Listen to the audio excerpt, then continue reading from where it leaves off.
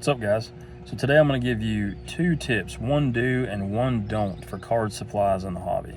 Just things that I've learned over the years I've been collecting. The first one is top loaders, magnetic holders, or they call one touch depending on where you're at, is not justification for paying more for a card. I see too often online where people are buying cards on Whatnot, different streaming platforms, where somebody puts a dollar card in a one touch and they charge $5 for it.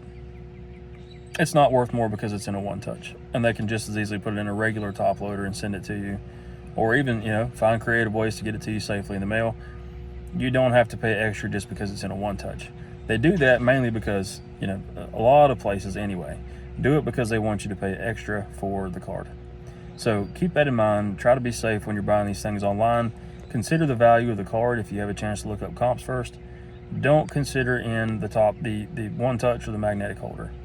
It is nice to get them in those, especially if you like the card, but do you really want to pay $5 extra for a card just because it's in a one touch? Chances are they're probably ordering them from Temu or something like that anyway and paying cheap for them. Just keep that in mind.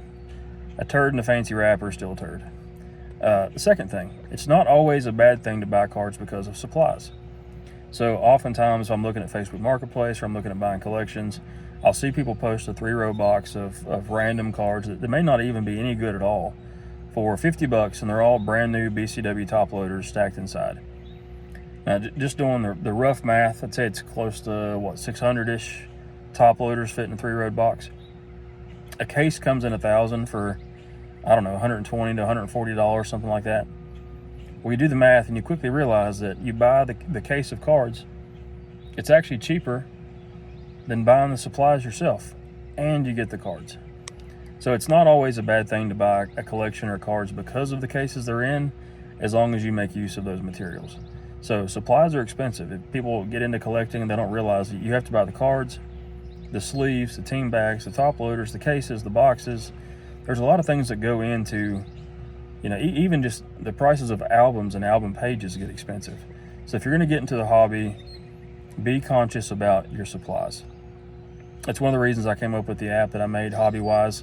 It's not made for the crazy, everybody sells and goes insane on, platforms trying to unload every card they've got. It's not for the reseller per se. It's for the collector who are trying to keep track of their supplies and what they spend. If you're actually keeping track of your supplies and what you're actually using, you'll notice it starts to get very expensive. So HobbyWise, my app, helps track that for collectors. So keep that in mind. There's other tools out there besides mine that helps you do that, even if you just do a spreadsheet on your phone. But it is very healthy for you to keep track of your supplies as well as the cards. You may end up selling cards for a 15% profit on cheap low-end singles, but what you paid for supplies to ship those out and package them, make sure they're safe, you actually end up with a loss. So there's a lot of reasons to keep track of it. Keep in mind, if you're on the other side and you're a collector, like I said, don't buy a card just because it's in a fancy wrapper. It doesn't make it worth anymore. We'll catch you on the next one.